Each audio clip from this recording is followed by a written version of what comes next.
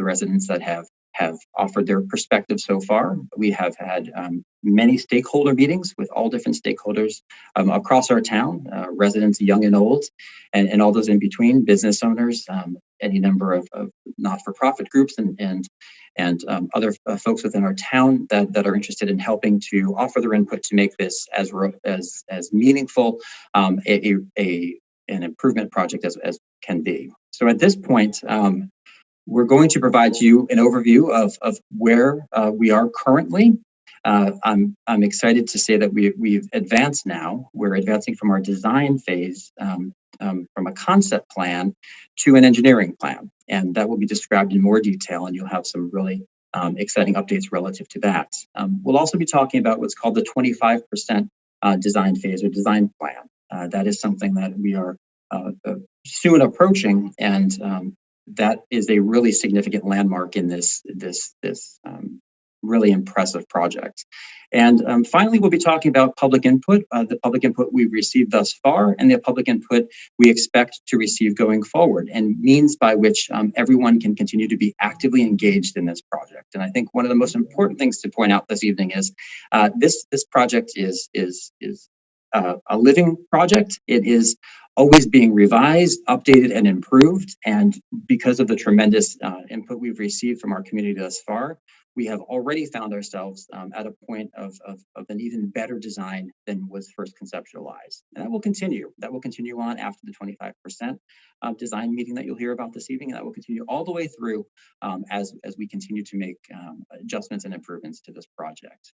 But with that, I did want to first turn it over this evening to our design team, and specifically Jeffrey Morrison Logan and Trish Domigan. They're both from VHB. VHB is one of the leaders in this type of work, this type of project, certainly in the Northeast and arguably across the country. They have been a tremendous partner for our town for many years. They do a lot of work within our town in any number of capacities, traffic studies, really looking at how we can make improvements to our community. And they were specifically charged with this project in making sure that we are doing all that we can to enhance the multimodal transportation. So making sure that vehicles are able to get around in a safer way within our town, making sure that pedestrians who are walking through our crosswalks are able to have a safer experience, ensuring that bikers are able to have more dedicated space and be able to safely make it through, and runners and walkers and everyone else in between. And so with that, it's my great pleasure to introduce Jeffrey and Trish to talk about where we are and where we're going. Good evening. Excellent. Well, thank you for that introduction, Ed. And it's really exciting to be back working with the town here at another public meeting. As you had mentioned, it's been a great journey over the last couple of years developing this vision plan with the community. And I would agree that every single one of those conversations has made this plan better and even more exciting. So we're really excited about it on our end. What we'd love to do this evening is just give you a little bit of an overview about what we're going to do in the presentation this evening. If you had the chance to join many of the different meetings we've had over the last few years, we really want to keep on sharing with you the updates and the steps that we need to go through. Quite frankly, it was a very impressive project. It's pretty far reaching in terms of what it's going to do for the downtown and for the community. And because of the complexities in it, there's clearly a lot of steps that have to happen to make it come to fruition. So tonight is really about giving you a project update, tell you what we've been doing over the last 6 to 9 months in terms of some of the great design development, and talk about some next steps that we're going to be going through that process to advance it even further. But most of this evening is really going to be about answering your questions about where we are in the process and the level of detail that you're going to be seeing here. And we're really excited about sharing some new updates that folks maybe have not seen in terms of some new graphics and how we've advanced the design together over the last 6 to 9 months. If you go to the next slide, what we're going to be doing is a little bit of a recap and talking about where we've been and where we're going. So for those folks that may not remember or maybe haven't had the chance to participate in this process so far, we really are talking about the entirety of the downtown here. From off on the right-hand side, we have the South Main portion of the study area. In the middle of the project area here, we have Middle Main in terms of where Main Street is. As we go towards the left in the green color, that's North Main, that goes all the way down to the lake and the upper and lower common there as well. Onto the bottom part of the stream, you'll see in the yellow, that's Albion Street that goes all the way past the train station and a little bit further to the west side. And then the blue is where Water Street is as well. And I know Bill and Josh and the team will talk about some of the more specific refinements to the study area in terms of some great work that's already been done in advancing some of the early action items as well. But when you think about Wakefield and the downtown, these are some of the most critical roads that connect a lot of the neighborhoods together. So it's been exciting to be able to think about a lot of the new improvements that really bring the community to the heart of downtown as well. If we go into the next slide, just want to talk a little bit about the process. As Ed had mentioned, it's really been a couple of years in the making here, and there's been a lot of great conversations that we've had early in the process. And while we're on the Zoom platform sharing some of the updates this evening with all of the COVID-related issues here, we're really excited having had the chance to meet in person with many different stakeholder groups. From the different public meetings that we've had, the 3 or 4 of them we've had, as well as many focused groups where we met with individual stakeholders throughout that process. As I mentioned, we started with blank sheets of paper. You can see on some of these images the post-it notes that we took from issues and opportunities. We pivoted and we turned those into drawings and illustrations. And we came back and talked about some constructability and some funding issues as well that really led us up towards about a year or so ago, where we had that last public information meeting around understanding where we're really going to the next phase of the design and advancing that through the mass development process. And maybe Trish, you want to talk a little bit about how we advanced through those last couple of steps over the last few months? Sure. Thank you, Jeffrey. And just to mention that these are the meetings that we were involved with. There were a few other meetings that the town had also had. This had been presented to City Council a couple times, where the focus and the discussion of Main Street and progression of it had also happened. There was a few other meetings just over the last year or so that we were participating in, both in the town and also with Mass DOT. So with Bill Renault and his staff leading the charge, there was a discussion on Albion Street and all the material selection and advancing that project. And Bill's going to talk a little bit about that in a few minutes. The Safe Streets Working Group has had meetings, and we have met with them. We talked about some of the concerns and some of the questions that they had, and we've adjusted the plan accordingly to address some of the comments that they had. Thank you very much for your input. All of the input that we've received for this project has been fabulous. And, you know, it's great. It's great working with a community that is so excited and so involved with a project like this. It really makes it fun, and it really makes it Wakefield's. You know, we can design something. VHB has, as Ed had mentioned, we've designed downtowns throughout New England and nationally. But this is really exciting that you guys are taking a really good interest in this and helping us out with that design development. That's great. Also, just one note that we've met with Mass DOT just to give them some ideas on what exactly we are planning on doing to meet the town's goals for the project. So that did happen this year, and we are ready to move on to the next stage. I'm sorry, Jeffrey, go ahead. Yeah, no problem. And it was also great just in terms of the outreach as well. Was just talking to the students in the high school and understanding what their perspectives were. It's many times when we do a project like this that it's the next generation that wants to understand what's going to make their downtown cool and have all those different options for them to want to stay and live and work in their community. So that was wonderful input that we got from them as well. So, for sure. And I would say, you know, how this compares to many of our projects, credit to the town here that we've had so many great conversations. Frankly, it's a little bit atypical, the number of conversations. So congratulations on really being part of a great process. A little bit about the goals. I may hit a couple of them here.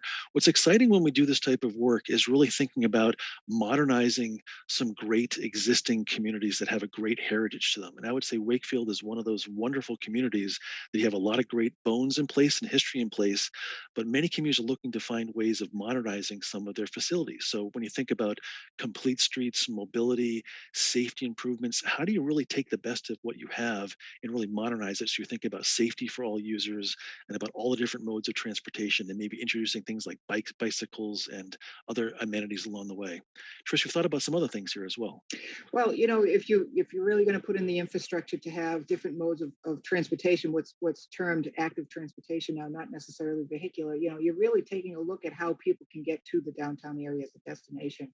You know, people think of the lake and the bike path is two ways of people getting on their bikes and moving around town, but you know, they really should be stopping and visiting downtown Wakefield. And what we've done is we've taken that seriously, and we've made sure that you know the design, the transportation components, the design components that we've included in the Main Street and in other roadways within this project limits really does focus on trying to keep Wakefield vibrant.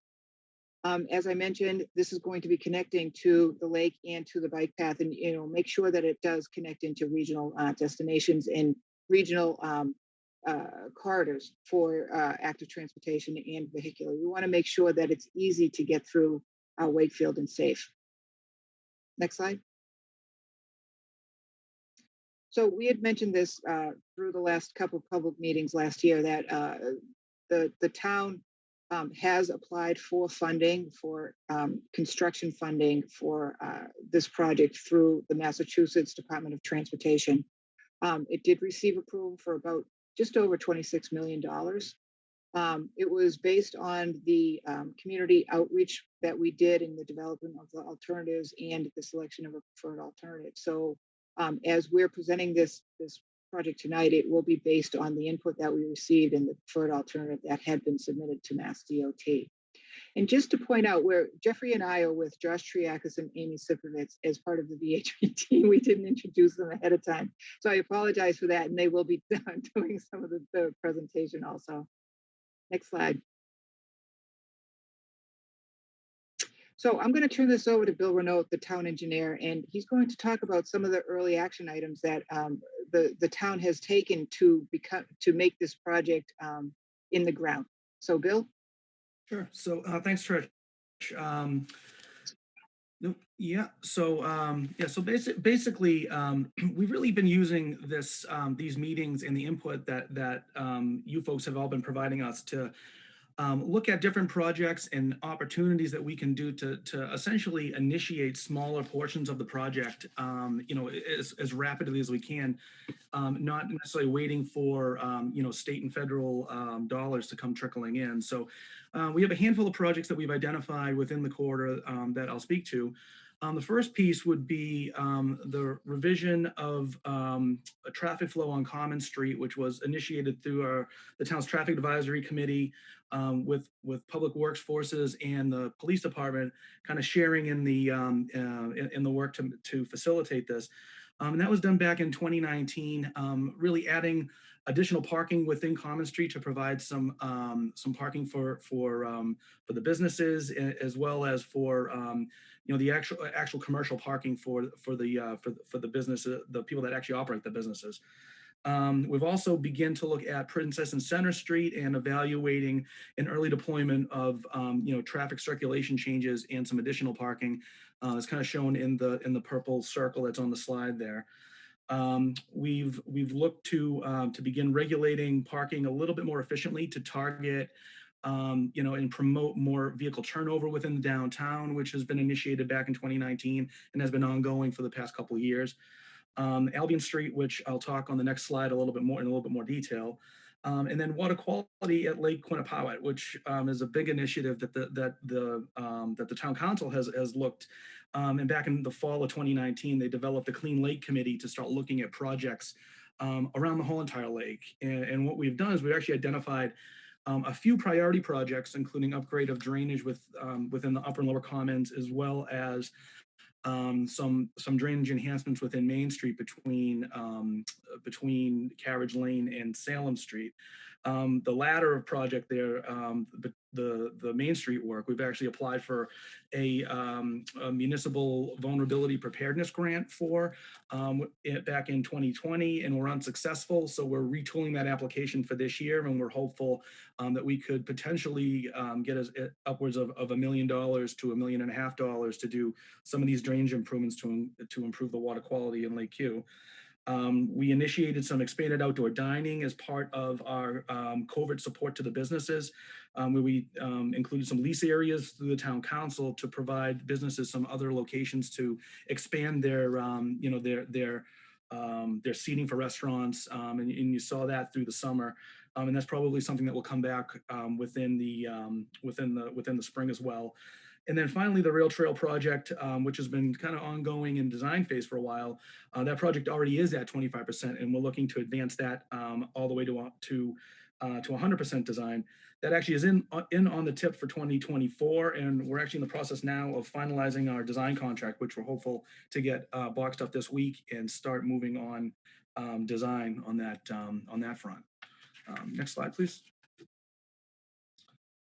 So I would say the big piece that we really initiated was Albion Street, and you may recall back in July there was a meeting where we advanced portions of the streetscape design and some of the larger details or finite details that we'd want to see on Albion Street. So as part of that, we actually ended up receiving a Complete Streets grant in February of last year, and over the year ended up revising the designs through some of the public outreach that we received, and then finalized a contract and brought a contractor on board in December of 2020. That work's actually ongoing right now. So the work that you're seeing, the construction activity on Albion Street, is supporting this Envision project. You're seeing some utility work that's going to support sidewalk installation, some bump out installation. We have a lot of greenscape that will be going in as part of this contract. And then one of the big things that we heard through the public outreach process was lighting out within the whole corridor and trying to look to get pedestrian scale lighting. So all of those are actually part of what you see going on right now. And it's basically the foundation for that, for the comments that we received to facilitate all of these things. So that is going on, and the construction will be going on through the spring. We're expecting to have sidewalks and most of the plantings and whatnot installed by, we're saying about June of this year, with some paving, which would probably happen either in the fall of this year or potentially spring of next year. So Albion Street, it really will be our first, you want to think of it as a live model for the project itself in the whole. But also it really was a good model for the way the public outreach component will work. So, I mean, we heard plenty of different, ideas and things to incorporate within the design. And I think we did a good job as a community of being able to get consensus around the design and how we want that corridor to look. So we're hopeful that would be carrying through to Main Street and what we'll be talking about tonight. And now I'll turn it over to Josh to talk about kind of where we are within our design phase and some of the design details. Great. Thank you, Bill. And thank you, Trish, for the introduction earlier. My name is Josh Triarchis. I'm the project manager overseeing the design. In this case, we are at the 25% design level for the project. And what that means, really, to give everyone a little background for a Mass DOT project like this, 25% design is really, it's the backbone of the project. What we do is we look at a horizontal layout, and we start to look at the vertical layout and create a three-dimensional model using our computer software and looking at almost a cross-sectional analysis. In this case, we're in downtown area, from face of building to face of building, how to fit in the design that we had shown on a conceptual level, and really putting some engineering design behind it to meet federal and state standards, and really putting the puzzle pieces together to make this fit as a constructible engineered design. As part of this design, we will have additional chances for more feedback. As Trish and Jeffrey and others have mentioned, we've gotten great feedback throughout this process. Mass DOT will hold a separate, what's called a 25% design public hearing, and that will really be to present the final 25% engineered plans and get feedback before we move further. Beyond that, the state will again review at the 75 and 100%, and then the final bid package, what's called the PS&E, final plan, specs, and estimate. But in this stage, during the 25% design, we really start to look at that framework to really set the design. So once we get approval from Mass DOT, we can continue it to really just dial in the design and finalize to get this out to construction. So as part of this 25% design, we start to look at where we may have utility impacts and what we can do to mitigate those, whether it's reconstructing water line or gas lines that are impacted where we move our curb lines. We start to look at our stormwater and lay out a preliminary drainage network to tie into existing and really pick up the drainage layout that we have. We start to look at right-of-way and coordinate with Mass DOT on where we may need easements and start to kick off the appraisal process for the town for that. The design itself all needs to be in compliance with federal and state regulations. Whether that's the Mass DOT Design Guide, engineering directives, through AASHTO, MUTCD. I know that's a lot of acronyms we're using, but really we need to tailor this design to, one, get the project that we want that meets the goals and the objectives, but also does meet the required state regulations to use the funding that we have appropriated. And lastly, as part of this, we are also working with the MBTA. There are a number of bus stops within the project limits, so we're working with the MBTA to get those set so we can continue moving on with the project. So next, I'm actually going to share my screen and walk through the 25% design that we have up to date. Can you guys see my screen? Okay. So this should look familiar. This is similar to the previous color plans that have shown. What we did is we took our updated 25% design and colored these up just so it made it a little easier to follow rather than following black and white engineered plans. So to orient everyone, the lake is north is to the left here, so the lake is on the left of the screen. This is Main Street down the middle. So I will start off just kind of walking through, and I don't want to get too into the weeds in some of the design, but I'll try to touch on updates that have happened from the previous presentations. And there will be time at the end. If there's something that you want more information on, there'll be time for questions and answers that we can touch into any certain specifics. So starting on Lake and Spalding Street, we are widening Lake Avenue in order to eliminate the angle parking that's out there today. This causes a few issues, whereas people pull in order to back out, they have to come down and turn around on Spalding. So this allows additional parking spaces for people to access the lake in the park, as well as allow people to back out and more freely leave to exit to Church Street.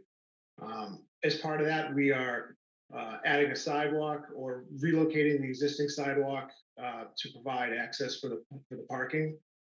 We're also updating the sidewalk on the opposite side, as well as the sidewalks on both sides of Spalding Street, and adding a sidewalk for the parking on Spalding itself. At the end of Spalding, we've increased the size of the cul-de-sac to allow for larger vehicles, such as a fire truck if needed, to turn around. This allows for some green space in the middle, and we're looking to use this as a rain garden for stormwater water quality treatment down in this area as the stormwater exits to the lake right down here. And this connection here will connect to shade use paths along Church Street, as well as the existing paths through the park today.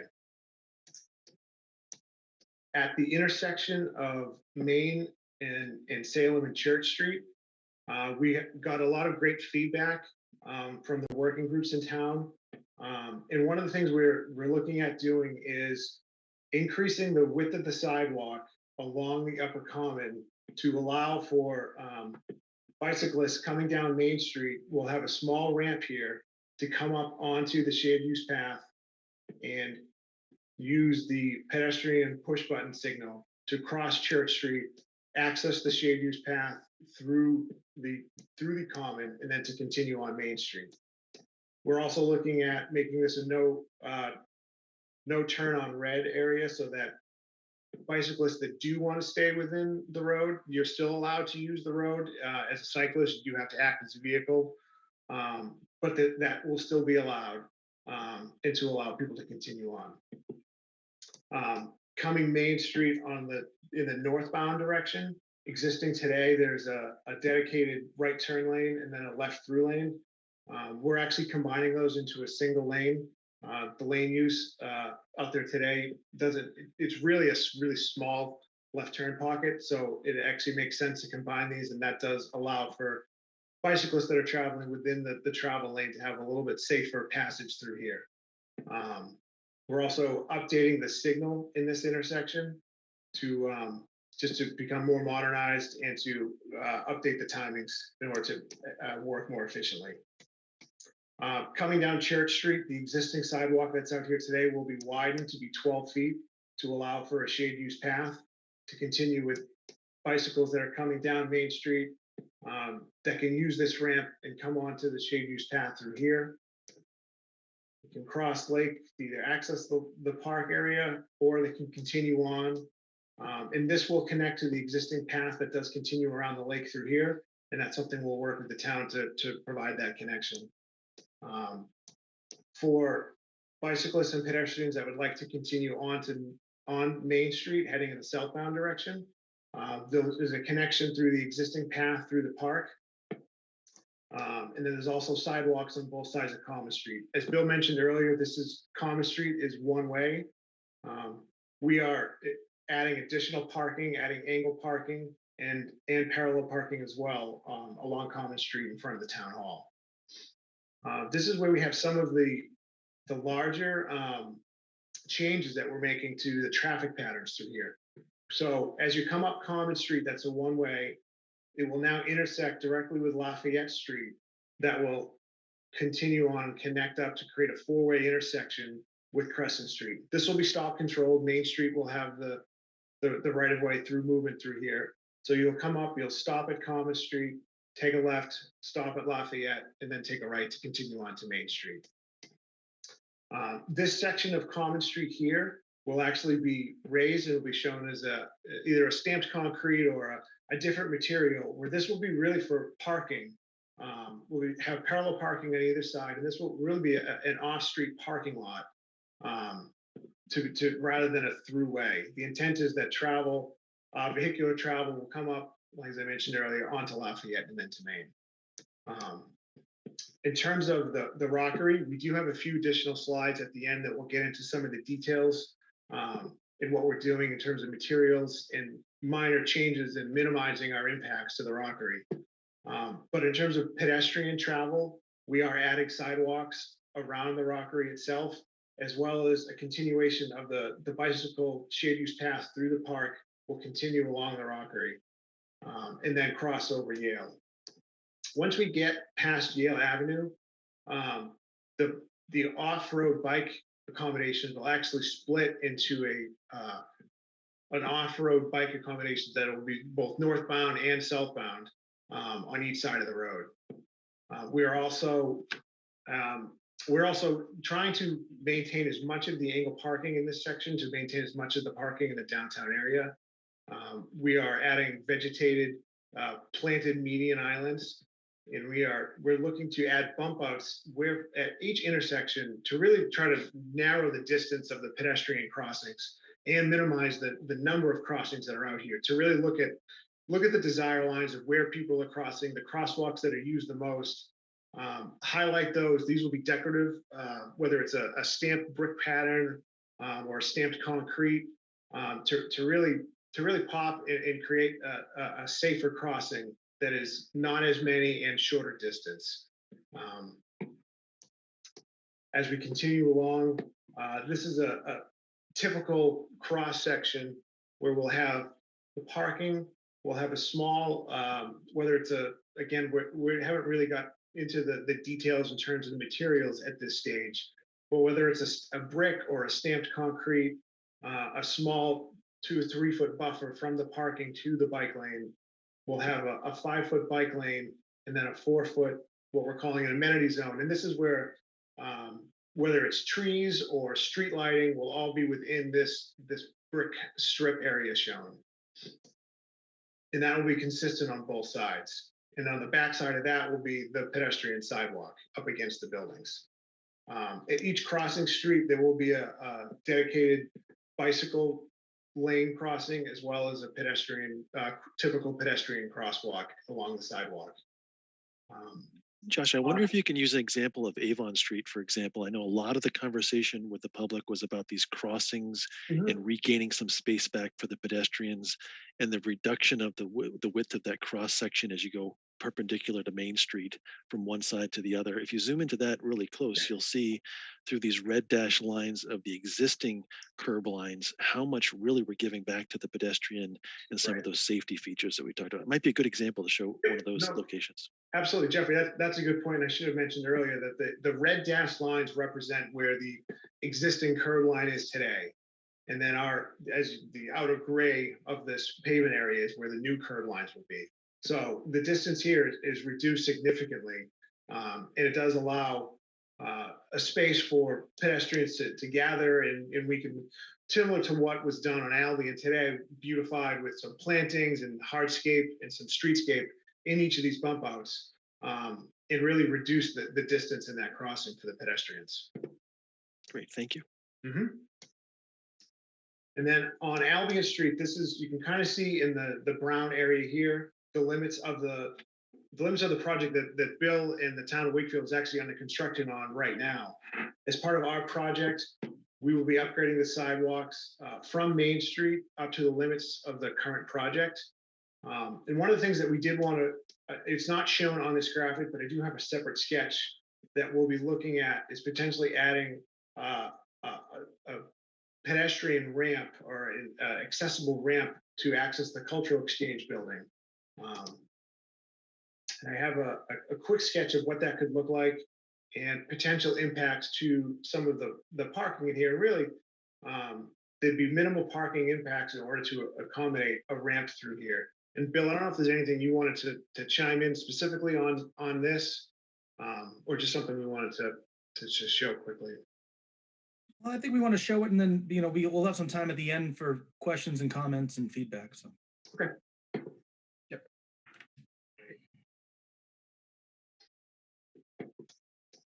So continuing on up to Water Street, this will be a signalized intersection as it is today. Vehicular traffic will operate similar to the way it does today. We'll have the bidirectional bike paths on each side of the road that will continue up to this intersection.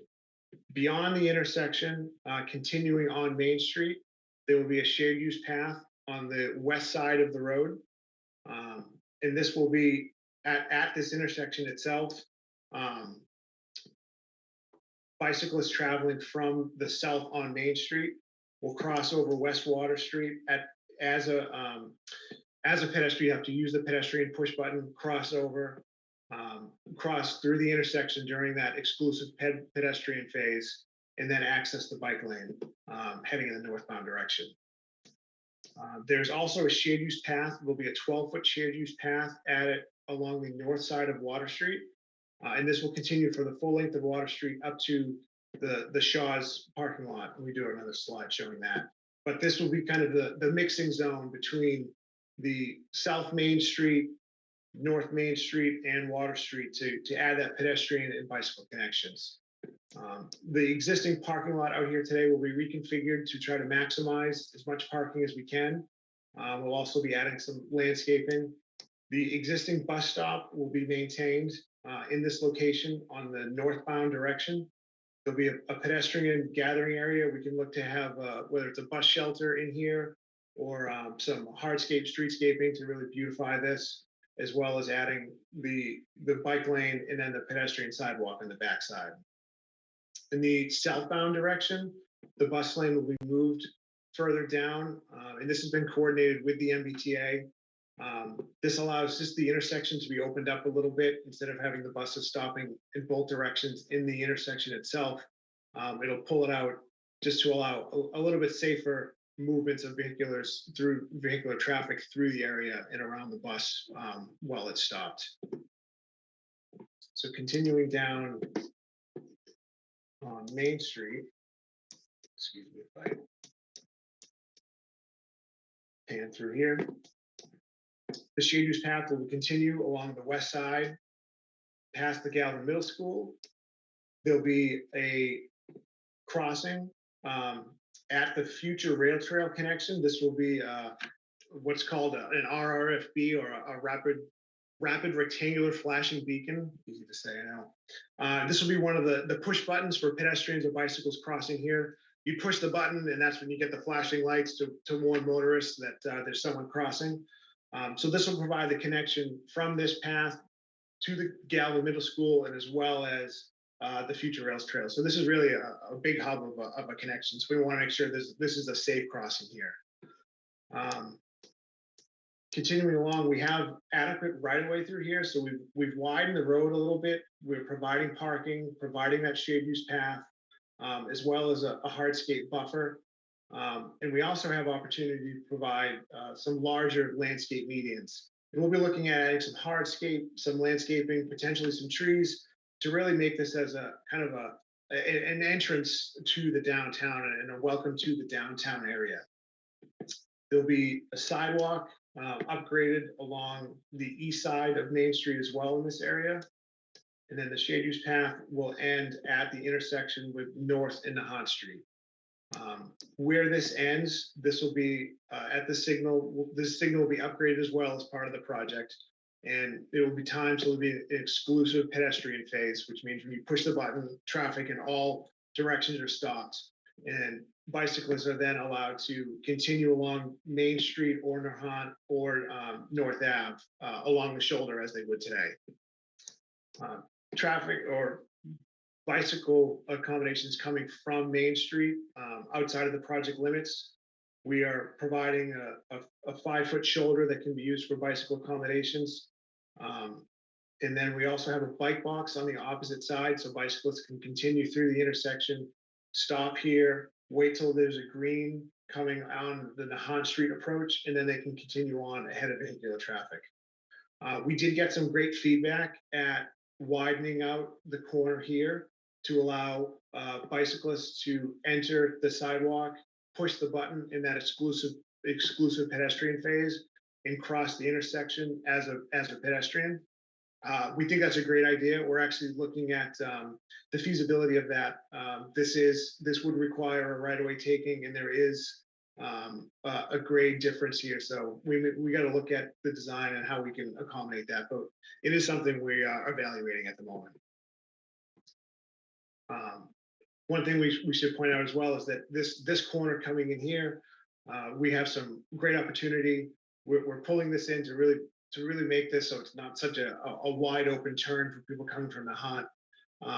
And this allows us great opportunity just for some landscaping and beautifying of the area. And lastly, heading down Water Street.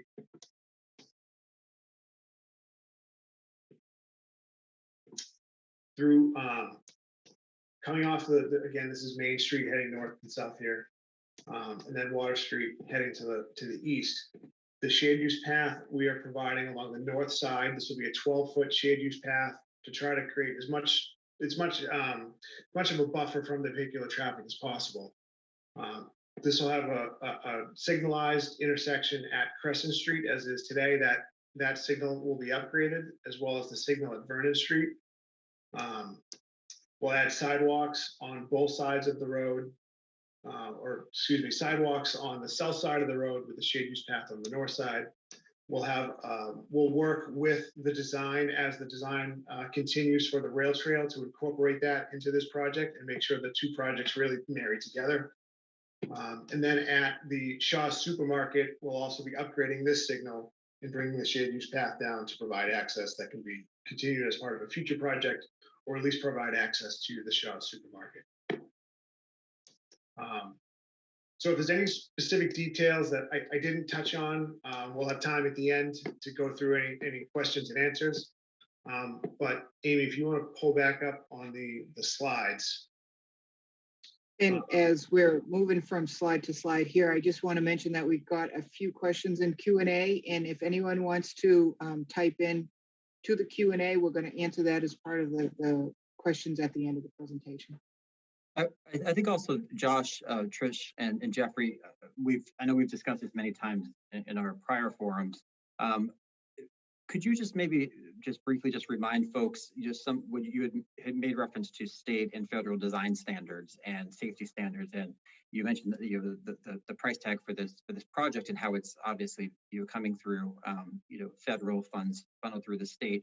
There are certain requirements that need to be met as a part of this design. Perhaps you could just briefly refresh recollections for folks, or maybe some new folks who aren't aware. Just some of the things that have to make sure they're part of this project in order to make sure you're able to pass that approval process. Sure, Josh, I'll take this if you want. Yeah, sure. So as we develop projects, especially roadway projects, there are certain specific state and federal standards that we have to meet. There's a number of regulatory guidance laws that we have to meet, in particular for traffic and for design specifically. To be eligible for state and federal funding through the Massachusetts Department of Transportation, you have to meet what's called healthy transportation policies, which means that you have to have accommodations for vehicular, obviously, for bicyclists, pedestrians, and for transit. The project here, the Main Street project in Wakefield, the Wakefield Envision, has all of those.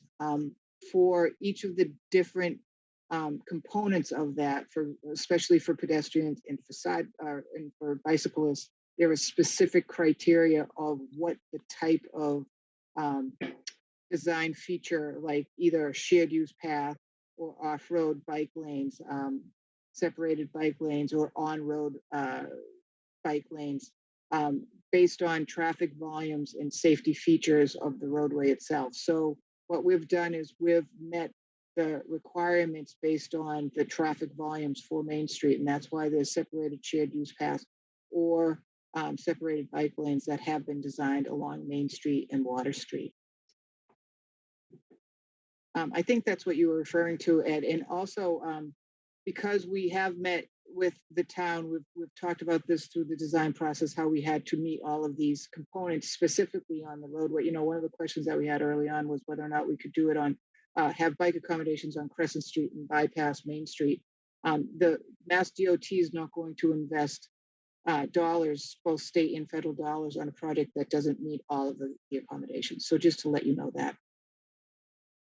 And I think back to Jeffrey's point earlier too, and Josh had pointed out on Avon, for example, the idea of making that crosswalk much shorter and also much more defined. Those are the sorts of safety improvements that are being made. So this was really with an eye towards how can we improve the user experience, be it by car, by foot, or by bike. And Right. Ultimately, having met with Mass DOT, my understanding is they went through this with a good amount of detail with our entire team to make sure that all of those boxes were checked at this phase before you moved on beyond that. That's right. Is that fair? Yes, absolutely. I expect we'll have a number of questions relative to that. So I just want folks to understand, what the thinking was, what the rationale was behind some of these design choices. Absolutely. And because you have such a generous sidewalk area, there will be opportunities for outside dining and other gathering areas throughout the project, so that people can enjoy the downtown area from outside and inside the businesses. Also, just to note, the section of Common Street where Josh had mentioned is really what we're trying to do is discourage through traffic on it and allow for parking within that area. That can be used for gathering and for civic events. There's a lot of things that are happening in downtown Wakefield. That was just an opportunity to have an outside space that can be closed from vehicles and be used for pedestrian gatherings once we get through this pandemic. Well, maybe that's a good segue to go on to the Rockery and show some of the specifics there as well, Trish. So Sure. maybe, Amy, if you go to the next slide here. It's been really exciting, frankly, over the last couple of years to see how this vision has come to life in terms of a lot of the the pieces that Ed just mentioned. There's a lot of different moving pieces here as well. This is one of the more interesting ones from a design perspective, in that it's moving people north, south, east, west. There's fire trucks, there's people, there's bicyclists. So we wanted to spend a little bit of time this evening talking about some updates around the rockery and what that means in terms of the next level of design here as well. So the image on the left is the existing conditions, or pretty close to it, that's out there today. A couple things that we'd point out there: if you look, north is on the upper part of the sheet here, and the lake is up on the top. You can see the upper edge of the upper common there as well. You can see, if you can point out where Yale Street comes in the bottom there as well. And you can see the crosswalk that happens down below that off of Yale Street. That's that large crossing that we talked about before that might get 30, 40 feet shorter in terms of the distance. If you just look at where the rockery is today, and how it's surrounded by the asphalt that's out there as well, you can see all of the tire marks that are out there, some people parking up against the rockery and so forth. We were all really enamored with how unique of a feature the rockery is, and we had so many great conversations with the community about how precious it is. With that in mind, we have worked really hard to preserve a lot of the aspects of the rockery here as well.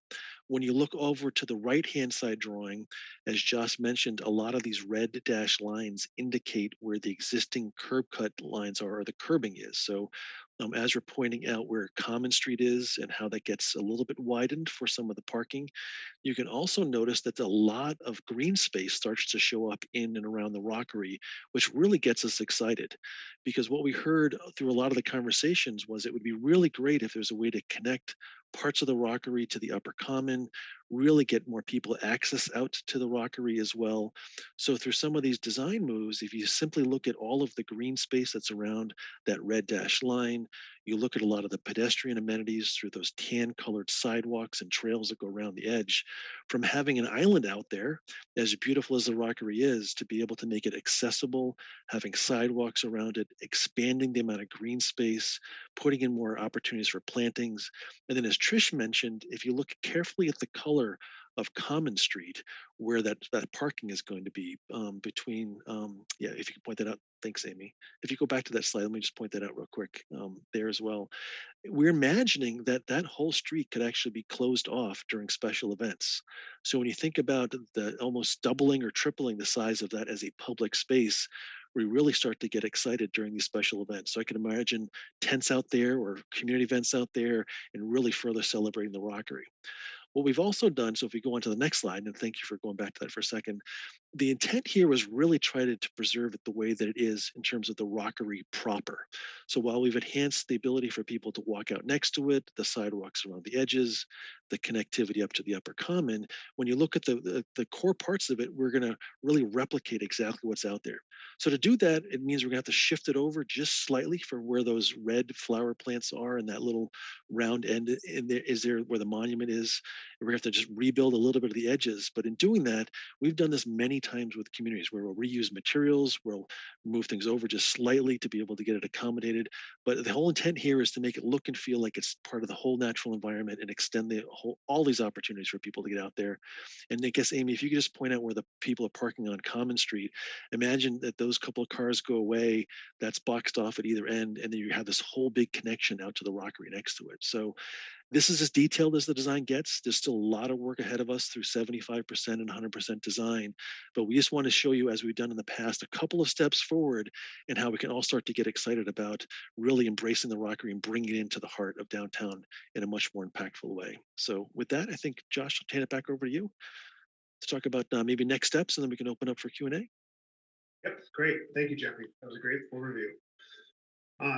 So as we mentioned, we are working on the 25% design development now. We are in the process and looking to actually wrap that up in the next few weeks and submit in March.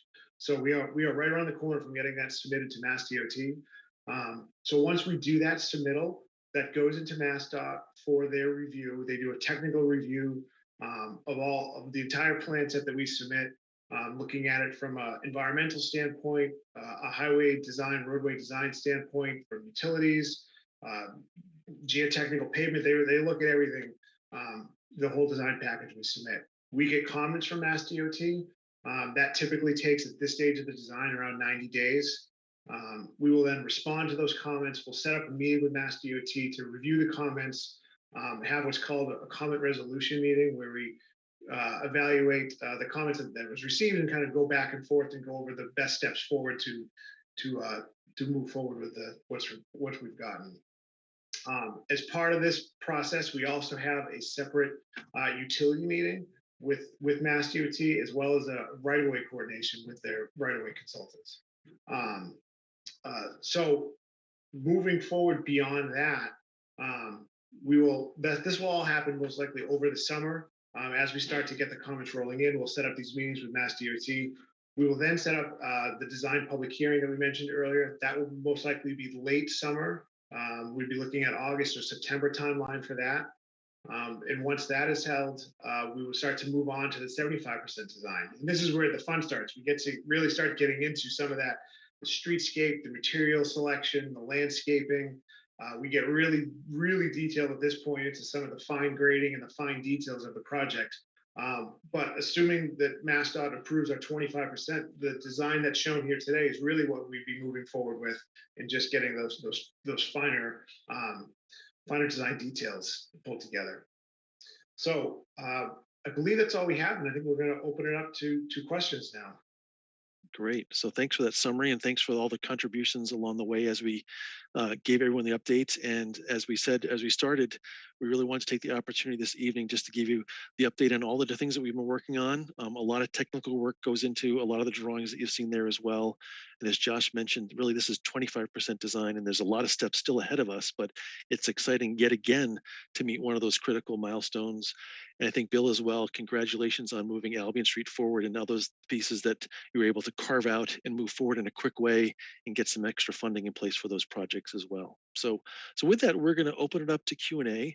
And for those that are obviously joined on the Zoom platform, you can look for your Zoom menu bar. And on that menu bar, you'll be able to find a raise your hand feature there as well. And what we're going to do this evening is go back and forth between the Q&A function, and at any point in time, you can put in your question, and we'll try to go through those as well. You can raise your hand, and the way that that'll work is if you raise your hand, I'll be looking for all the different attendees. I will call on you and I'll take you off, invite you to come off mute and join the conversation. You can ask the question, and we'll ask our team here of panelists to be able to answer some of those questions to get as many comments going tonight as possible. So we're really looking forward to hearing some of your feedback as well. So as folks are getting ready to raise their hands and join it from an audio perspective, maybe Trish, you want to read off a couple of the questions and maybe give a couple of quick answers on some of those? Sure, absolutely. The first statement that I got was excellent idea for the ACE ramp.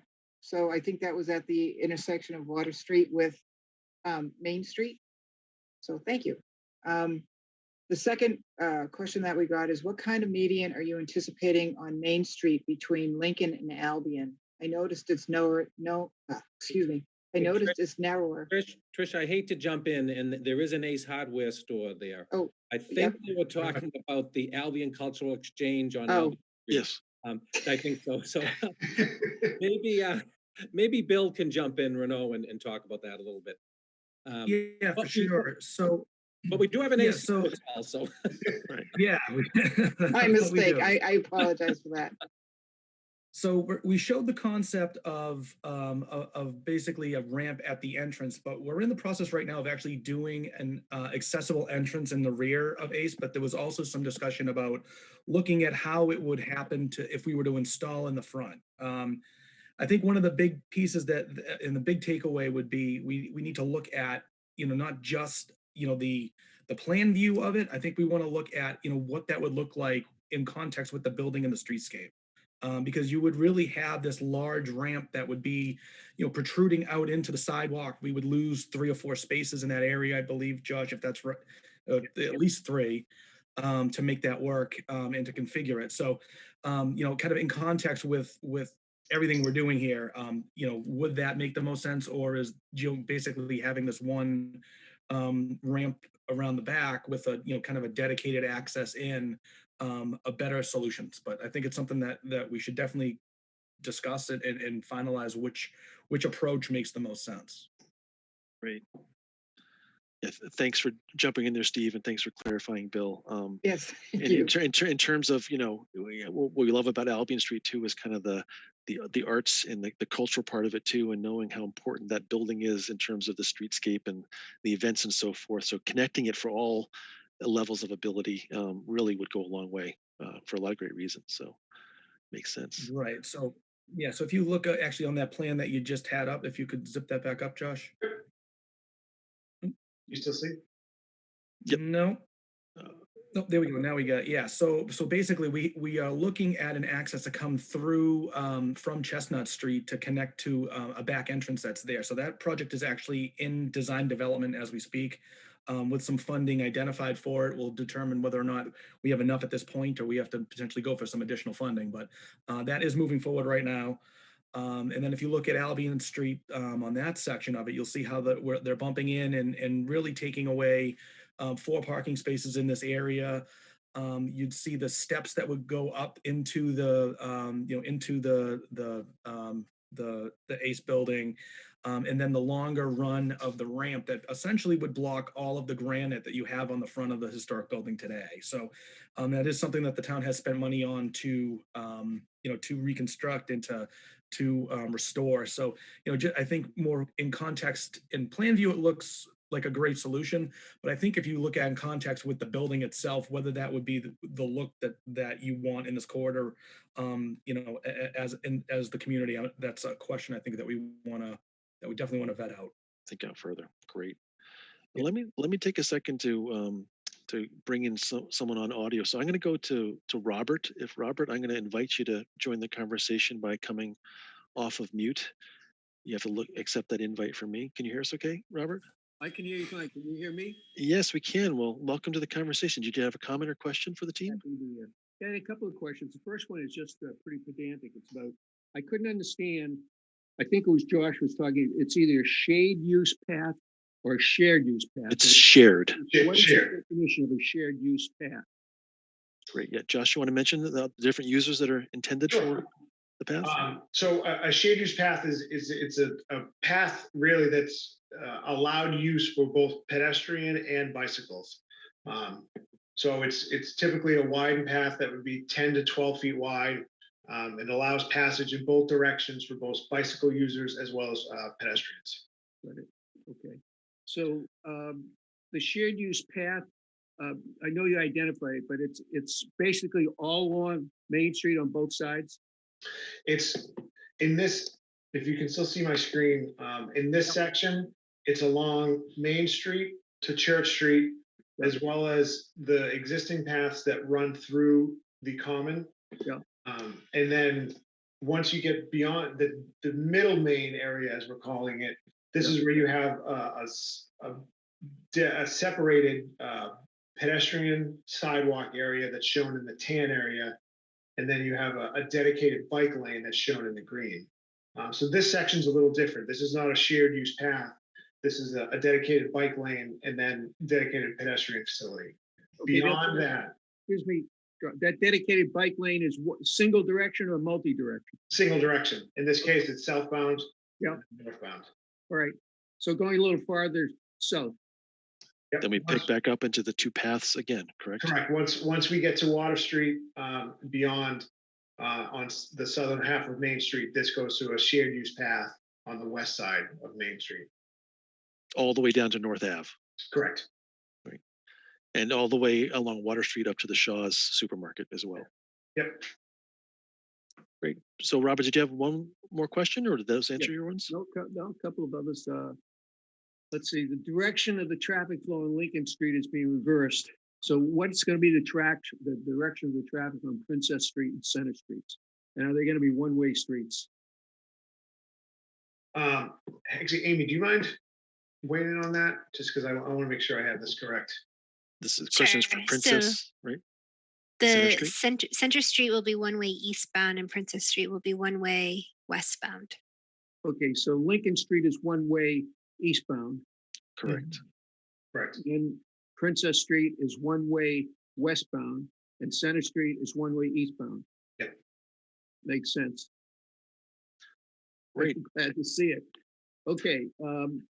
Is it okay, Bob, if I go on to get a couple more folks to give us some comments, or do you have a Yeah, few more? one quick one, the Okay, great. benches, I got two actually. Quick one, what's gonna happen with these benches on Main Street in this plan? Yeah, so I think the idea is we have not really got into the level of detail of understanding what we call the streetscape furniture and furnishings. We're going to pick up a lot of cues from what Bill is doing on Albion Street in terms of some of the materials there. But the idea would be replacing those and modernizing them, and we're going to talk about what those choices are with the community as well. That'll happen in 75% design. And actually, Jeffrey, if I could just add too, Yeah. the benches have been a discussion before the town council for some time, and the town council has bestowed the DPW along with our town administrator with the authority to be able to make some adjustments with the benches that we have going down Main Street, and so that continues to be, I'd say, a work in progress. We're continuing to work with the police as well to make sure that we have optimal placement for the intended uses, and that will continue to be something that I expect by the time we get to 75% design, town council will be that much more informed about what locations seem to work best and really achieve the goals of having them out in the public way. So that continues to be an ongoing analysis that we're doing. That's great. Thank you for helping to clarify that too. And there's many opportunities along the length of, especially Middle Main, to be able to find places to put those benches in the right locations as well. One last quick question, if I might, because I'm working on a project at 500 Main Street, and if you could just move that a little further south with the island, and I like the idea of the islands and the trees on it, whatever, pedestrians crossing halfway across the street and then looking the other way, it looks safer. But if you could show a little further south. We have to open up a different drawing to go a little bit further south than where we are. So Yeah, it's where the island is there, Josh. This one here? Yeah. Okay, so yeah, this is Richardson, and so it's going to be a left-hand turn into the Civic Center parking lot. And then what is that hash going to the north? Yeah, that hash there. And then it looks like a crosswalk, and then I assume it's going to be another left-hand turn onto Armory Street. So if people are coming out of, let's say 500 Main Street, which is the corner of Richardson and Main Street, what's your plan for these people if they wanted to go south towards Greenwood? Are they able to will they be able to make a U-turn at either one of those cuts in the island?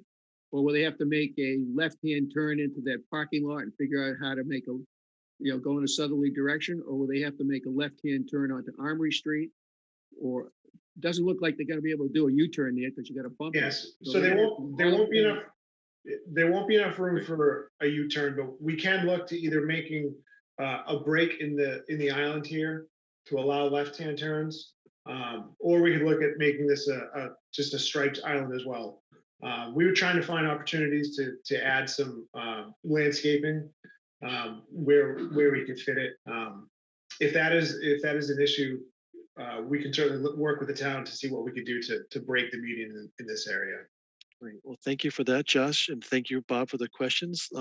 Let's maybe Trish go back to a couple of our folks that are on the Q&A function here. Jeffrey, do you mind if I go back to the question that Trish read, but I don't think we were actually answered. I think there's a second one that came in about the median between Lincoln and Sure. Street. So the first three medians here shown in green are assumed to be planted with shrubs similar to what's out there today. There's some really nice landscaping on the existing median islands just beyond the rockery. So the intent would be to try to mimic that with these new islands. Where we get closer to Lincoln Street, the right of way gets a little bit tighter in here, and there really isn't enough room. So this will only be 4 feet wide. So again, we'll have to look at some material selection. This will most likely be some kind of a hardscaping, whether it's a stamped concrete or brick or something. It will be a raised median, but it won't be planted just given the width of it. So that's why it's shown in a different color here. Perfect. Thank you, Josh. Trish, do you want to go through another couple of questions? Sure. Had there been any considerations for street tree plan on Water Street? It's quite hot and unshaded from the square to Shaw's. Yeah, so I think one of the challenges there is, given that they were having that shared use path on the north side of it there, in terms of any things that are going to block the ability for bikes and pedestrians to go down that's an important consideration from a design side. But I'm not sure how that pertains to the south side potentially, Josh, but there's pretty limited right away out there as well. It's pretty limited and pretty tight. We can look to see what we can fit, but we do need to maintain minimum width access on these sidewalks. We do have opportunities at the bump out at Crescent Street here we're showing. We could squeeze some trees in here or at least some shrubs and some landscape plantings in this bump out. We don't want to squeeze any trees, so we will we'll take a look to see whether or not it's adequate width. But the one thing that we really did have to consider on Washington Street, because it is you don't think about it when you look at it, but it really is a constrained right of way, is if we actually narrowed the roadway to make the sidewalks a little bit wider, like your wide sidewalks on Main Street, which allow for a lot of street trees and plantings, you would be eliminating parking. And one of the things that we will always charge to do with this project is try to minimize the amount of impact of parking and, also maximize the green space. But, it's something that we didn't want to touch on Water Street or try to reduce the amount of impact on parking on Water Street because it's pretty limited. So that's one of the reasons why. And just a reminder for folks, if you want to raise your hand, Trish and I are going to go back and forth between these functions. We know we have a lot of folks that are using the Q&A function. So let's maybe try to do 3 or 4 of those relatively quickly just to get some of them answered as well. So Trish, anyone? Sorry, I have a lot of them. I didn't know if you were waiting for people to. No, why don't we keep on the Q&A for a little bit just to try to answer several of those. Sure. Please review where the southbound bus stop will be located. Second one, get this loaded. The southbound bus stop will be located, I believe this is the CBS, will be right out in front, right in here.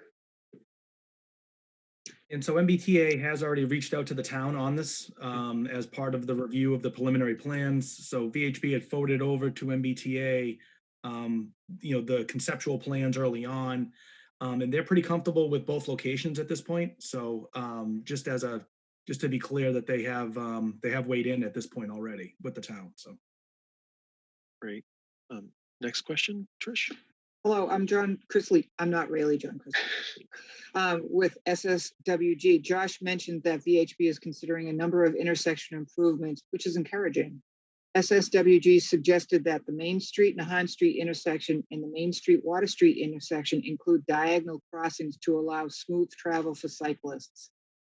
Is that design enhancement being included? So, and Amy, please feel free to chime in. But in terms of actually striping this with a diagonal crossing, that's not something that we're looking to do in terms of this. But given that this is an exclusive pedestrian phase, you could push the button and loop through without having to come through each crosswalk rather, to get to the shade use path. But in terms of actually striping a diagonal path through here, it would really muddy up the intersection and cause confusion for drivers. But the intent is that you could make that movement, given that this is an exclusive pedestrian and bicycle phase only for that intersection. And it's the same apply up by Water Street? Same as Water Street as well. We did look at potentially looking at some kind of a swing stripe through here to get people from this corner if you're traveling in the northbound direction. But again, it's just adding more striping that the town has to upkeep, and it just adds confusion to drivers when they see more striping on the road. So the intent would be, again, this would be a exclusive, all traffic is stopped. You could cross diagonally to get to the bike lane through here, or you could cross and come through the crosswalks as shown. Great, thank you for that, Josh. I think on that too, Trish and Jeffrey and Josh, there had been a lot of analysis of that Water and Main and taking the bus stop out, the southbound bus stop, and shifting that down would really help a lot of the numbers, because those traffic numbers are actually quite concerning from a safety perspective, I know, as part of the initial analysis that you had done.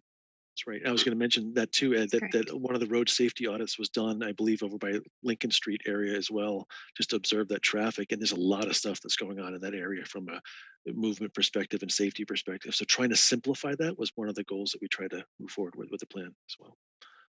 So Trish, let's do a couple more, and then we'll go back to the folks on audio. Sure.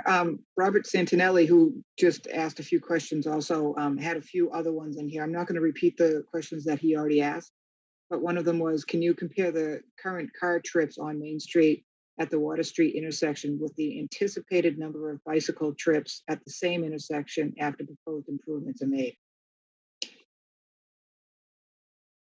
So when we do a traffic analysis at the intersection, we are including bicycle accommodations, but we don't have the number of bicycle trips in the future that are analyzed and compare it with vehicle trips. We are meeting current state and federal standards for bike accommodations and access and having it separated based on the future vehicle trips, but we don't have the actual number of bicycle trips. Correct, Amy? Correct. Yeah. Great. Sandra Clary of McMahon Associates said, is there insufficient curb space outside of Eastern Bake for a southbound far side bus stop? Far side of the signal and crossmark would be better than a mid-block in front of CVS. Sorry, I'm trying to see. So is this, I believe this is the Eastern Bank right here. Is that what the question's asking? Is to Yes. put this on the far side of the intersection? I Yep. believe when we work with the MBTA, the dimensions needed to fit the bus stop here. We didn't have the width with the crosswalk up to this driveway. And that's why it got moved a little further down. Exactly. There's different dimensions for a departure Right. side bus stop versus a mid-block bus stop. So we were able to fit it in for a mid-block versus the departure. Great. And her next question is, where is the next pair of bus stops south of the square? The stops at the Galvin at Nahat weren't mentioned and doesn't seem apparent on the concept, though consolidation of these pairs could be appropriate. I apologize, I should have mentioned those. The bus stops at the Galvin Middle School are right at the crosswalk here, similar to where they are today. So this is the southbound and the northbound locations here. Great. And thank you for that question, and glad we had a chance to remind folks of where that is as well. So let's go take a person on audio here too. I'm going to go to John and invite you to join the conversation. John, can you hear me? Yeah, I can hear you, Jeff. Welcome to the conversation. Thank you. Thank you for all the information tonight. The plan is really shaping up. And just to pick, I was the one who submitted the question in the chat about the diagonals on the intersections. And I heard Josh's explanation about the, additional diagonal painting being, perhaps a little messy, perhaps a little confusing to motorists. But at each of those intersections, will the time signals have signage there so that pedestrians and bicyclists know that you don't have to go through two crosswalks, you can go diagonal to that effect? Amy, do you want to answer that one? I think we're going to have the buttons that says, that allow bicyclists push button to cross the road. I think from a MUTCD standpoint, in terms of standards, bicyclists would be shown to use the crosswalks, but in terms of crossing diagonally, it still would be allowed. I think it's something that you would just need to decide that that's your best path of travel versus something that we could sign. I don't think there's any kind of MUTCD sign that would allow us to do that, but we can. I was just thinking, like, if there's a sign there on the corner, I was encouraged to hear Josh say that they were looking at possibly taking that easement on the corner by Dunkin' Donuts to make that separated transition into that tough intersection. So that's very encouraging. But if there's a simple signage there saying you can cross on the diagonal, then somebody coming northbound can get over to that bi-directional two-way bikeway on the west side of Main Street that you've already got designed. We can definitely look into it and see what we can find. If there's anything that can address that issue. Yeah. Well, thank you, John, for that question. Thanks for your time. Appreciate it. Okay, and again, I'm encouraging people, if you want to raise your hand, we can have you come off of mute and join the conversation. So Trish, back to you. Want to go through a couple more here? Sure. For the new shared streets or low volume speed roadways west of the Rockery, north of Yale, where you propose travel parallel parking on both sides, has Artichoke voiced any desire for outside dining in lieu of some of its parking? I love the potential for the street to be closed for more regular community events, tree lighting, outdoor concerts, etc. I was thinking farmers markets also. Yeah, we approached them for when we did the little corrals downtown. They weren't interested at that point. Doesn't mean that they wouldn't be interested in the future, for sure. But I mean, the intent would be that this would be a public space down the road. Great. Thank you for that, Bill. Yeah, and I'm reflecting back over the last year or two in terms of the conversations. There's been a lot of folks, talking about how do you use these spaces in creative and flexible ways there too. So I could see special events. Maybe there is some outdoor dining and parking was a big, big part of the conversation too. So this is all about trying to find that right sense of balance as we went through this to be able to show that we're trying to get a lot of folks happy about what they thought was most important as well. So great question. Thank you for that. Next one, Trish. How many people are signed in for this presentation? We have about 30 guests that have joined this evening. But this is also being streamed in other venues also, I think. So, this is just how many people are signed into Zoom, and then how many people are watching this on Facebook or other means is really challenging to see. But for this meeting, the Zoom meeting, it's 38 people. Correct. And again, I think the idea here is that this is going to be obviously broadcast on the local cable access TV and probably be able to be posted and rebroadcast to reach more people over time as well. So great question. Curious how you determine pedestrian desire lines. Trish, I can take this and feel free to chime in, but sure. Really what we looked at was at the center around the Rockery, we wanted to make sure we had crossings to access for both the bike lanes, as well as the businesses. This is kind of the hub that we're seeing at the beginning of the downtown. We also wanted a crossing, at least at Albion, knowing that there's the train station at the end. And then at least providing one crossing in between those, and then the crossings at Water Street. And really trying to minimize the number of crossings that were at every single street, just to make the safety a little better through here. And I think if you go back up towards the lakeside as well, what was interesting to us is, again, how disconnected the Rockery was and how people would get to the end of the Common and then realize they kind of almost have to do a sidestep to be able to go back down along Common Street and further south there as well. So trying to really get the northern end to be connected as well. And we've seen during the summer and some of your special events how populated the Common gets in terms of people. So the idea of capturing that activity and letting folks that want to walk up the hill and into the heart of downtown as well, that kind of north-south axis was pretty important for peds, but also for bicyclists as well. So that was a big part of the conversation as we move forward with things. So great question. I'm going to go to Theo. Theo, would you like to join the conversation? Definitely, I would.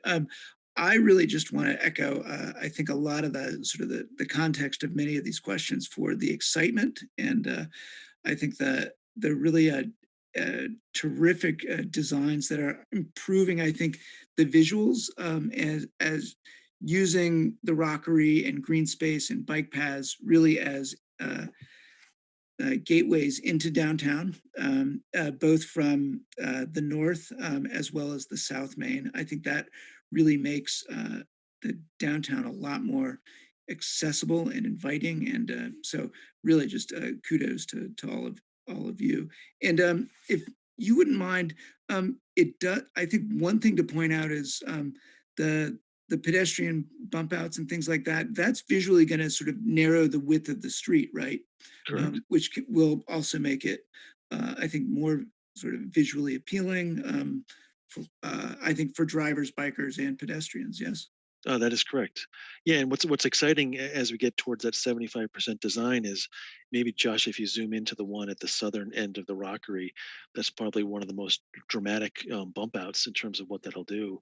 There's a fair amount of space that's going to be out there as well. So what goes in those spaces is really going to be exciting conversation to have with the community. But you're right, when you look at how wide some of those crossings are, how they've really been narrowed down, and what's going to go into those bump outs, it's really going to bring another dimension to Main Street and the life and the vitality that's along that part of the road.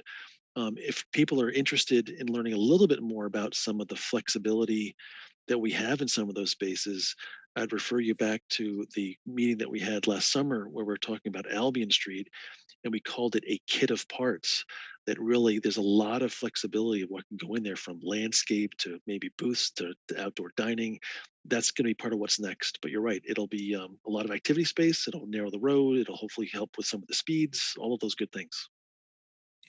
And I think if I could just add, Jeffrey, onto that too, we had talked about the idea of slowing some traffic down as you're passing through, especially Middle Main, but going down Main Street. And that also has an economic development element to it. And that's something that the town was also very much invested in, to make sure that instead of it feeling like a speedway where you're just going from point A to point B, you're actually taking note of what you're passing through. And that's something that we don't currently have. If you compare even somewhere like Melrose, for example, inherently you notice the businesses on the left and the right, and you take note of that. Right now, a lot of the feedback we were receiving is people were just passing through often at a higher speed than they should, but not really taking note of the businesses that are along Main Street on both sides. So this is also, from an economic standpoint, intended to help foster and develop that sense of a business district, and really help our businesses, many of which are distinct, to really stand out to anyone who's passing through our community. So I think that's another element to this, in addition to safety.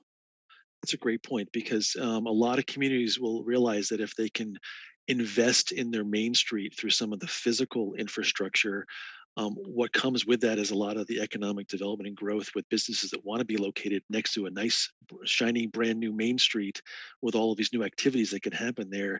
It has a lot of great upside, as Ed's mentioning, towards the economic development equation as well. So that's great. Thank you for pointing that out. Okay, Trish, back to you. Let's read a couple more of the comments. Assuming the Crescent Street developments go through, what are the impacts to both Main Street and the Water Street design? Could you read that one more time? Assuming that the Crescent Street developments go through, what are the impacts to both Main Street and Water Street design? I don't think we can answer that one. Yeah, I'm not sure if Bill or Ed, it's talking about that project next door. Bill, do you want to take that So one? yeah, so there's a 40B development that's being evaluated for the portion of Crescent Street, and portion of your group at VHB is actually doing the traffic review now. So I mean, we are looking at how that dovetails with this, whether there's a need for signal enhancements or timing changes.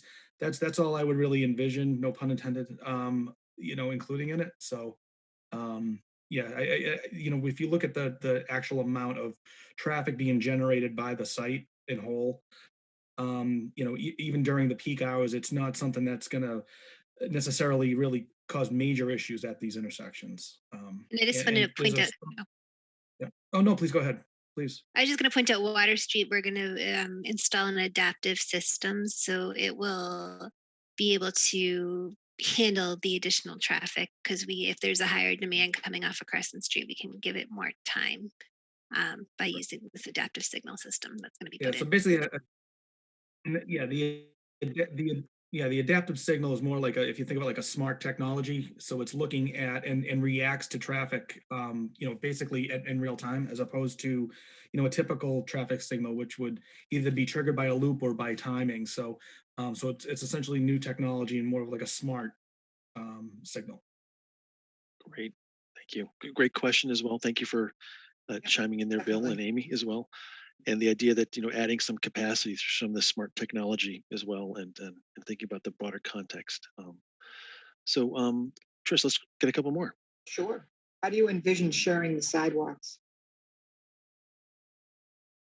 How do we envision sharing the sidewalks? I guess I believe the separation between maybe outdoor dining versus the bike lanes versus the sidewalk itself. I think that's the question. Yeah, so I think that will probably be vetted out a little bit more as we get into 75% design. But we know through and Josh, I think appropriately called it a framework plan. This is really almost like a colorized zone plan that'll say, here's where a bike path is, here's a buffer zone, here's a parking space, here's a median. Once we get into the next level of detail, we'll figure out within each of those zones what some of those activities can be. And I think if you look down towards maybe Josh, if you zoom into the southern end of Middle Maine, as we get towards the parking lot down there, that frankly portions of the sidewalk is really limited. It meets the standards, but there's not a lot of extra things that you can do within that part of the sidewalk. If you scroll to the left here as you go up towards the common, you'll see that tan color gets maybe 2 to 3 times the amount of depth to it. So that's when we get into the next level of design that we'll realize, could things like outdoor dining happen, or more seating areas? We'll really be looking at some of those design elements block by block. That said, there's something to be said for being a little bit flexible in the design, so that if you want to add creativity as you go through the next 10 to 15 to 30 years of adding more things in those spaces, enough of a framework for you able to put that creativity stuff in as you go forward as a community. So great question.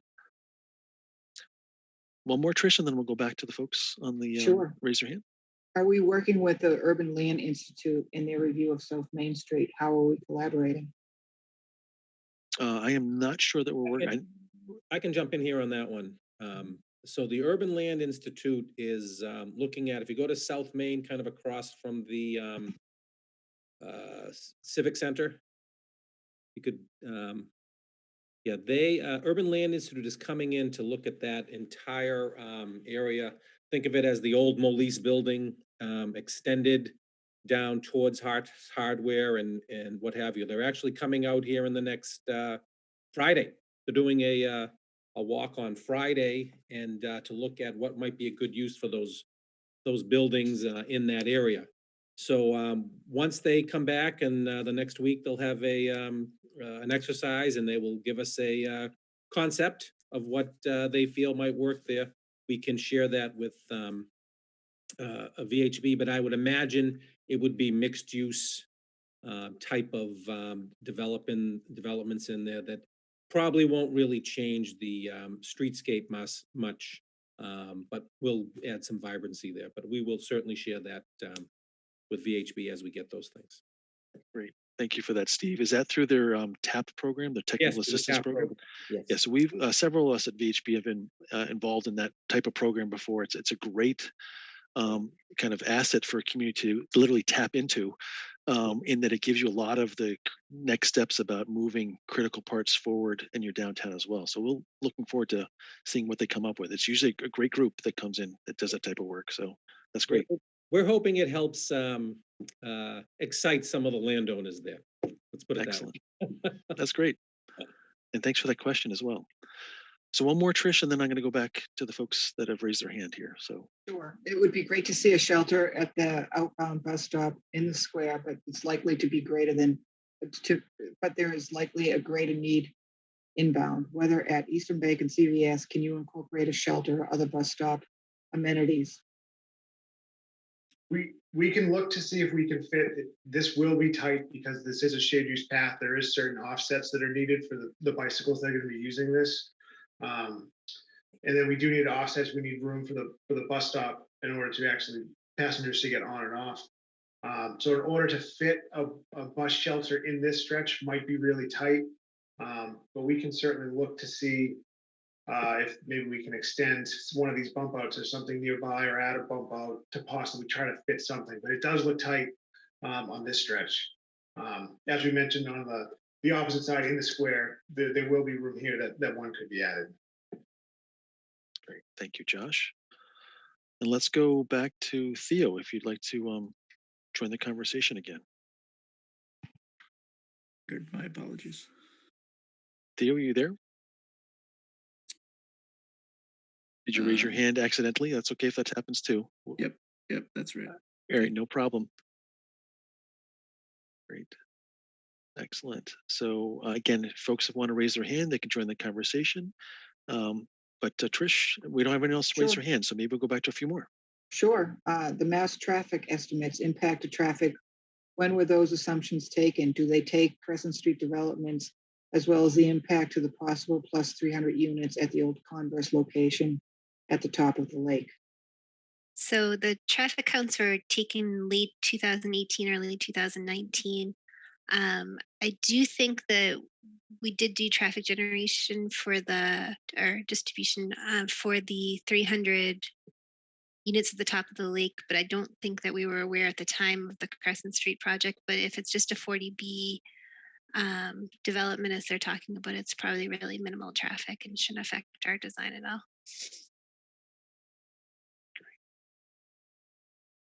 Trish, why don't we do two more? And then I see a couple people have raised their hands and we'll go to those folks. Sure. Sharing the sidewalk with expanded street dining, are there photographic examples of dedicated bike lanes separated from the sidewalk in the middle main? Love the expanded rockery and conversion of common street into parking. Sharing sidewalks with expanded street dining. So I think that's the question.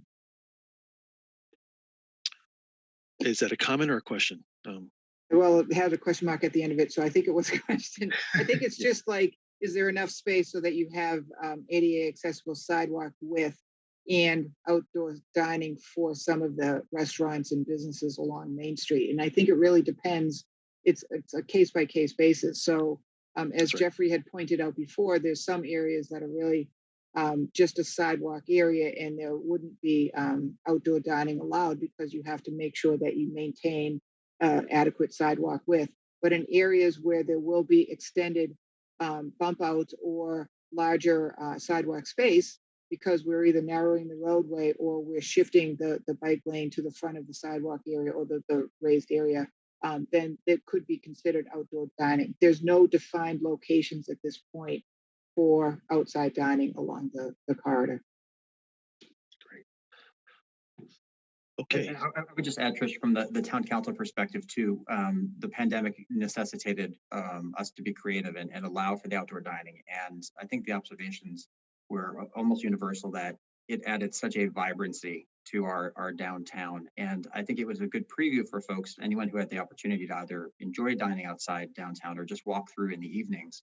You saw there was a real energy and vibrancy that we don't have without that. So one of the goals in coming to this project was to see ways in which we could utilize these outdoor spaces, either for outdoor dining or events, as I believe Jeffrey had mentioned earlier. And so that is certainly one of the priorities that the town had identified to VHB, and I know VHB you've worked every way that you can to try to accommodate for that and allow for that sort of opportunity going forward into the future. We do have the issue, obviously, with I think you've often described it as a pinch point when we're looking at Main, because you can see it's quite wide by the rockery, and then it obviously narrows down as you head towards the intersection with Water. So we have to be obviously mindful of that, as you point out, but it is a priority, and I do think it was underscored by what we saw as a town council and as a town this past summer and fall. Excellent. Let's go back to a few folks that raised their hand. I'm going to go to Karen next. I'm going to invite you to come off mute if you'd like to introduce yourself and join the conversation. Hi, good evening. Great job. I love all the designs. I think they're fantastic. I think the downtown will look great. But one of the things that, in my opinion, you just can't avoid is the sheer congestion. Having lived in the town for over 20 years, in my opinion, no one is speeding down Main Street on a Friday night, Saturday, or Sunday, or, during what I'll call traditional work hours. So, adding the bicycle lanes and all that, I think it's great, but I'm just concerned about the safety with the additional traffic that the developments in town are going to add, and just the sheer congestion and the probability that, it concerns me that the developments in the town are going to have some negative impact to some of these benefits. Great. Well, thank you for the comment, Karen, as well. And I think as we go through the process, we'll keep sharing as much as we can about safety and best practices and meeting those standards as well. But very, very good comment. We appreciate it. Let's go on to Bronwyn, if you want to join the conversation. Hi, how are you? Good. Good evening. Good evening to you, and thank you very much for such a comprehensive presentation. Um, uh, you mentioned lighting on Albion Street. Yes. Okay. Will lighting be looked at for the rest of the project or just basically for Albion Street?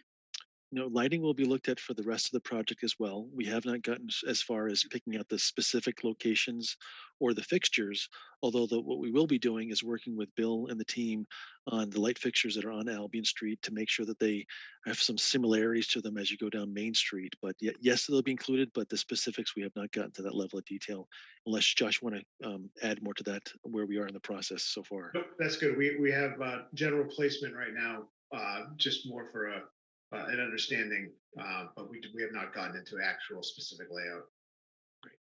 And we do know, just to follow up on with that, how important street lighting is from a visibility, from safety, from character, and from style, and also from vehicles perspective, as well as, pedestrians perspective. So it's very common when we work with communities in their downtowns that a lot of time goes into picking those fixtures and making sure they're in the right location. So I'm delighted to hear that because my next question relates to that is that they will all be dark skies compliant, correct? I believe that's the case. Obviously, it has meets many standards, but Josh, want to chime in on that one? I believe so. Yeah. We'll work with the town, but Yeah. Okay, because that's if you're going to be redoing lighting, now's the time to get anti-light pollution fixtures in there. You know, more light is, as you guys know, is not necessarily better. In fact, it can be more dangerous and far less attractive. So I would really expect at this point that any lighting that's redone in town, particularly with this project, because we're talking about it, is dark skies compliant.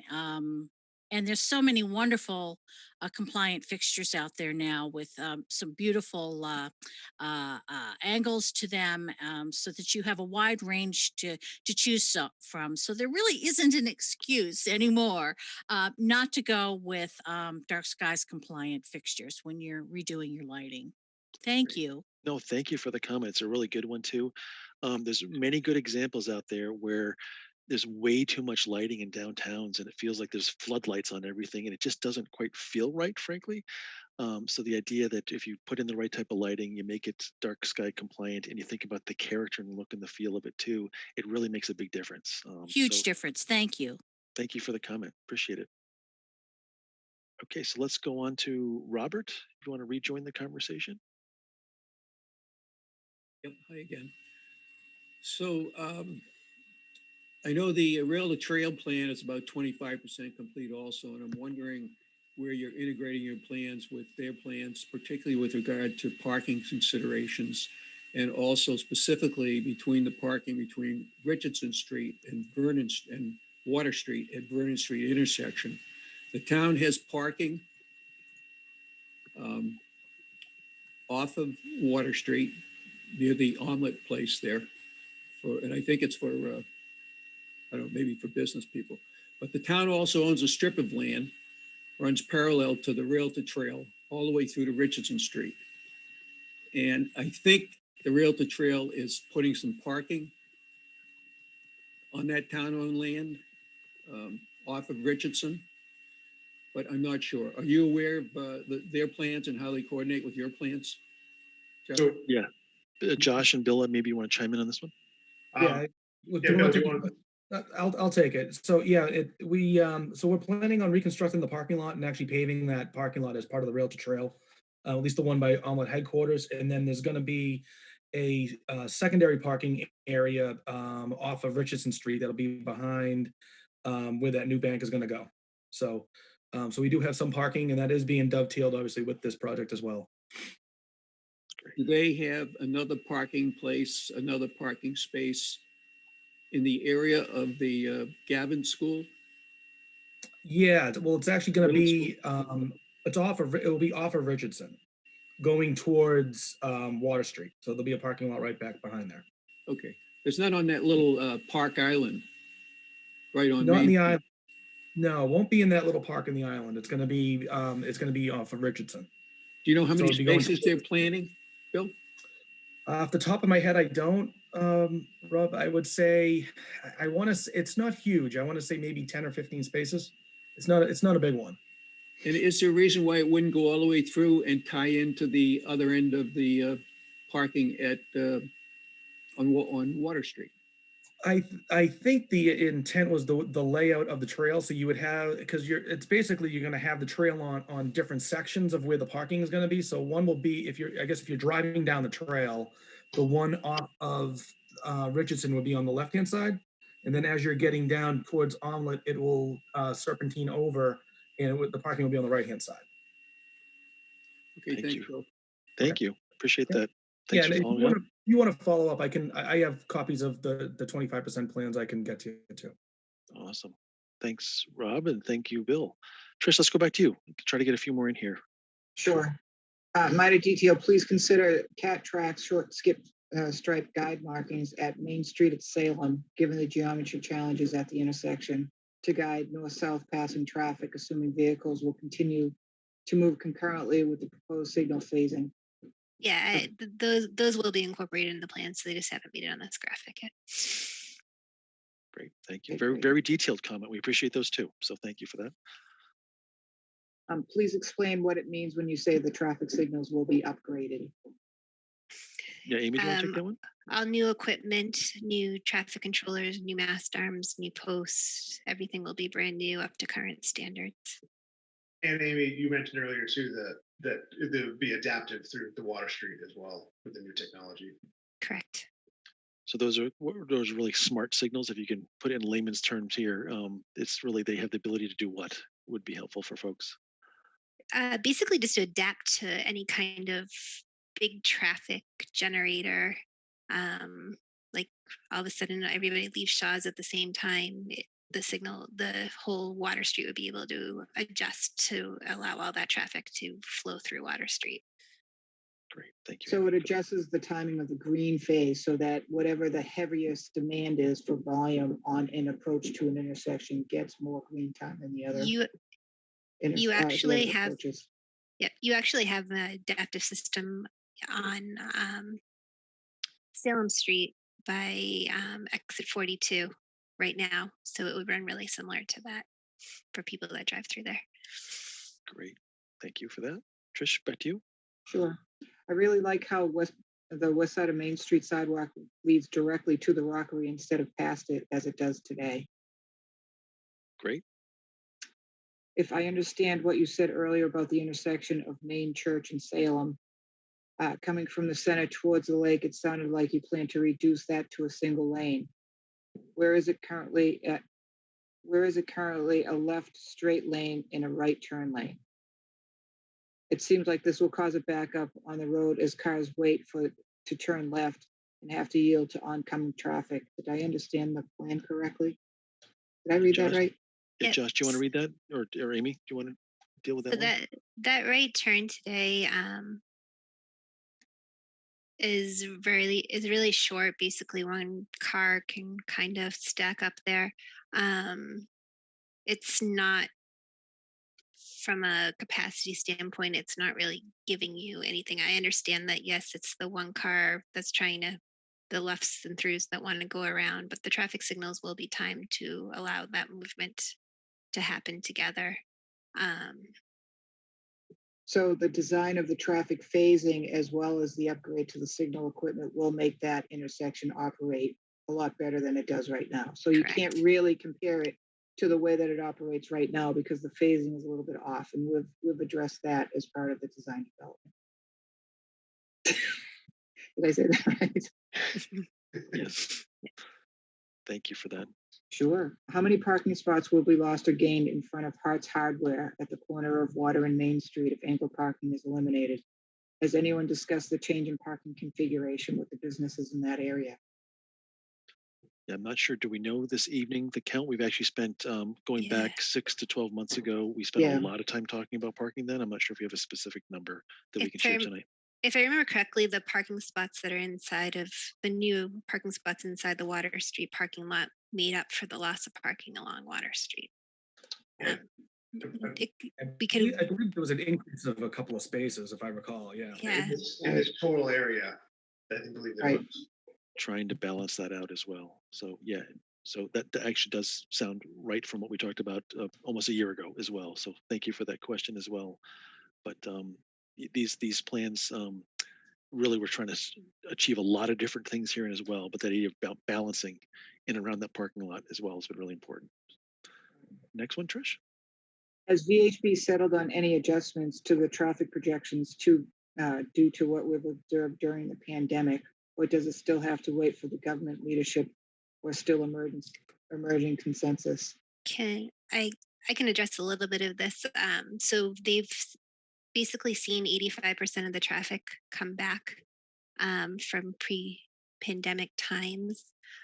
We're just being overly conservative in our analysis. We took 2018-19 numbers. We're growing them 10 years at least 0.5%, including all the background projects that are out there for our design. So we're being overly conservative in our design. So it should hopefully address any issues that are in the future. And worst comes to worst is you have better traffic progression through this intersection. Hopefully COVID traffic stays forever. That's right. It's a good question too, because Wakefield's not the only town that's trying to deal with how do you plan for the future when you have the short term pretty big hiccup in some of the traffic projections, but knowing that we're seeing some of those trends come back, as Amy just mentioned there as well, but also knowing that there's a lot of other things that this project's doing around safety and crosswalks and bikes and peds, and some of that reduction of the width of some of the asphalt that's out there too. There's a lot of upside at the same time as well. So great question. So Trish, I think we might be getting close to having them answered. How many more do we have to go through? I think that was it. Was that it? I think that was the last question, right? So let me just check in case anyone else has raised their hand. As of right now, I don't. So I think we're pretty good. So maybe anything else that we didn't cover on our side that we want to make sure we mention before we start to close things out? I think we covered a lot of great ground, a lot of really, really good questions, frankly, as well. That's pretty exciting on that front. So Josh, maybe you can do a little recap about the next steps, because I know we showed that early, just knowing that we had a really good conversation here, a lot of good feedback as well. If you can remind us about the 25% design process and what's coming next might be good if we go up one slide. Here, Amy, back to where that next step slide would be helpful. Yeah, sorry, my computer's being slow. Okay. I can start talking. I don't know if we necessarily need a slide, but yeah, we are working on the 25% now. We are wrapping that up. We're on the home stretch and hoping to get that in March. So we've gotten a lot of really great feedback up to date. We've gotten some great feedback tonight, and we're trying to take everything we've gotten and really pull that together and to get this submittal into Mass DOT to get the process started. So we're excited to see this moving forward. We're excited to get this into MassDOT for review and start to really get into the fun stuff beyond this and really looking at the streetscaping and landscaping as this progresses and continuing to get the community involvement. So hopefully we're going to continue to have more of these discussions moving forward, but we're happy and excited to get this first step underway.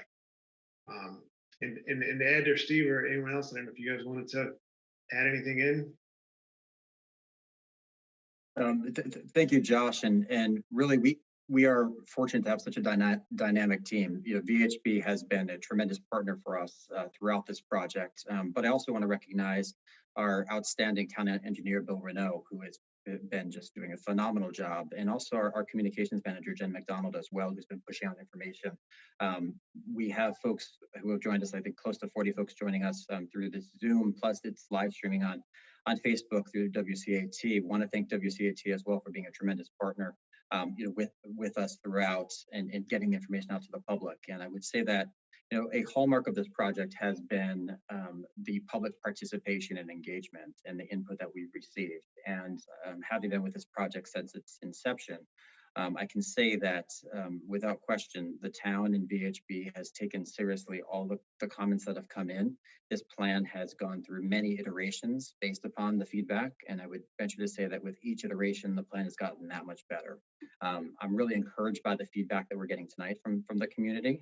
This will be an ongoing dialogue, as I mentioned. The best preview of what's to come, I think, is going to be on Albion Street. Construction has already begun on that street in the coming weeks and months, as Bill Renault had mentioned. That's really, in a way, the first phase, or becomes a bit of a template or a preview of what's to come across the entire swath of this project. So I encourage everyone to be checking that out, and hopefully by this summer, you'll really see that transformed. And I think there are tremendous quality of life improvements, economic development opportunities, and it's something that we can all be really proud of. Certainly, this entire project is meant to preserve our town's heritage and respect and improve its character, as well as making sure that we have economic opportunities for our businesses and potential businesses coming in, and making sure that it's a better user experience, whether you're driving a car, riding a bike, out for a walk, out for a run, or pushing a baby carriage.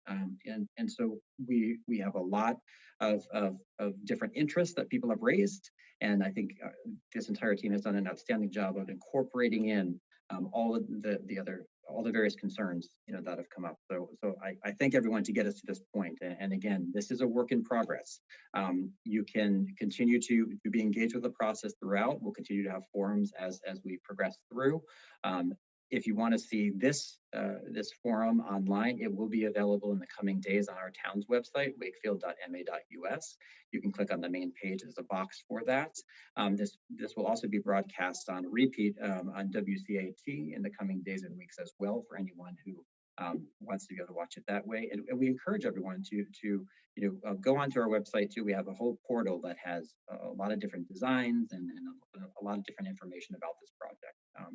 So with that, I do just again want to thank our entire team on the town side and on VHB side, our town administrator Mayo, who's been outstanding in helping to guide this project through. And I thank everyone for joining us this evening. So with that, I'll bring the meeting to a close. Again, I'm Town Councilor Ed Dombrowski. I thank you for watching. Be well, Wakefield, and good night.